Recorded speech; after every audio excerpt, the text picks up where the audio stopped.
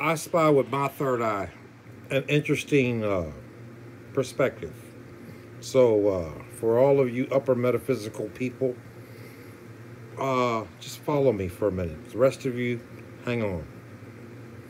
So, we've grown to a certain state where we're aware that at a certain point when common people became aware that there was this planetary event due to occur, enough that we all can at least agree that the whole song and era of this is the dawning of the age of Aquarius all had some semblance of sorts, enough for people to feel a little comfortable with the possibility that that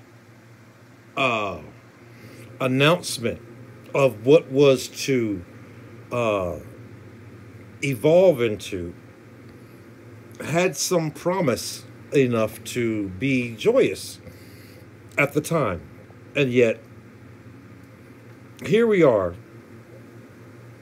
a little bit later than a lot of people who at first became enlightened, found themselves following this whole prophecy of sorts that the whole world will shift into blah, blah, blah, blah, blah. Anywho, here we are. It's 2020, and every damn movie during that same era that all had this kind of need to imagine what 2000 or year 2000 or whatever they used in the script would also exist. And we've been kind of close all the way to Star Trek and a few other little things, but this is the shout in this whole thing. So here it is at a certain point where even as we struggle to accept whatever challenge we're all like worldwide challenged to believe in, to aspire into, whether you like the conspiracy theory or not, it's happening. Showtime. Damn. And yet,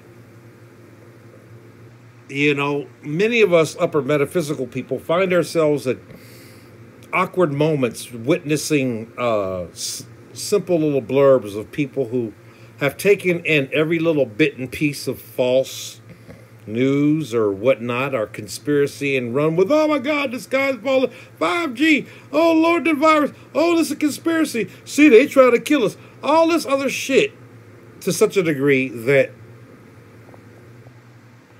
what concerns most people the most is the mere fact that, hey, whatever it is, it doesn't require you to freak totally out right now to the ultimate of freaktivity enough to cause some of the panic into which we've now become more aware exist enough that,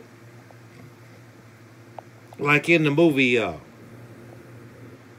when he would say, you can't handle the truth. What if, that was a little more broad of a perspective that seemed to be allowable if you're more capable of realizing that a certain major percent of the population of the people on this planet really don't want to get that deep about whatever the hell is going on anyway. And it's not a insult. It's just a reality. And yet for these enlightened folks, the concerning point becomes more and more when you find yourself following these prophecies and whatnot enough to go, oh my God, what now? What next? Nobody would have ever believed that we'd all be sitting their butts at home voluntarily while, we try to allow other people to figure out, now what are we going to do with the people who, survive? Because we're already, dealing with, wow,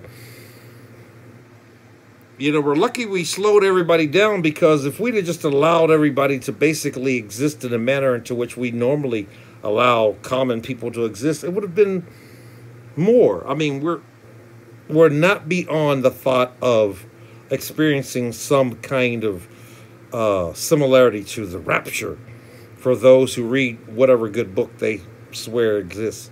But the reality of day by day watching from a distance at times where you scream, see, that's what y'all get.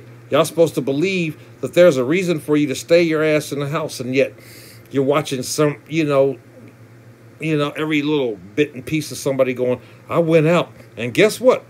Sure enough, there's something else going on there, and I don't understand it, and I can't see it. And maybe some of this big brother instinct, by way of being more of a shepherd to the sheep, has been more so of, we might be able to save a lot more of them if we don't allow them to get too much information as to the intensity into which the globe, the planets around it, and everything that's happening, just because we happen to be lucky to be alive during this particular season and era, is totally affecting everything that we could possibly even think we had control over. We're living on a bipolar planet with a discomfort of even being considered bipolar due to the mere stigma of ain't no telling what the hell is going on with that motherfucker. They ain't no telling what's making them crazy, or just, and the earth and our logic, even the Mayans, who we followed all the way up into the 2000s, entitled this era the end of all things. And yet, even if they're possibly correct enough to say all the things that have been created since before the Egyptians to get us to today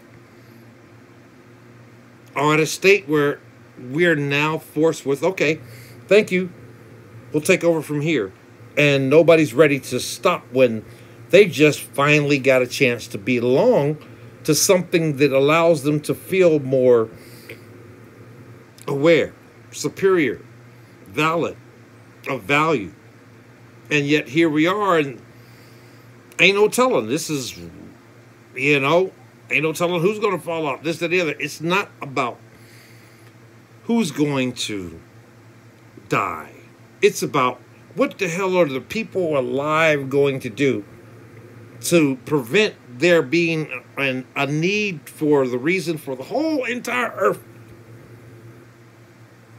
to stop and pay attention to the mere fact that we all are in this global existence as humanity together for the first time, and the one redeeming quality that has allowed that to exist is this matrix that everyone is more afraid of than aware of the mere fact that we're already there.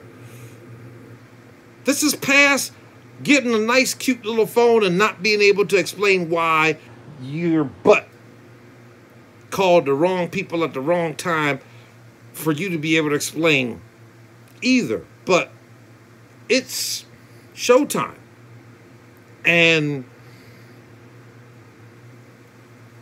we're to expect more of there being a larger amount of population who are just not really capable of being able to calm down and figure out what we're going to do from here. And there's not too much we're going to be able to do about it. And that's the most concerning thing. You can't really stop someone who is hell-bent on suicide,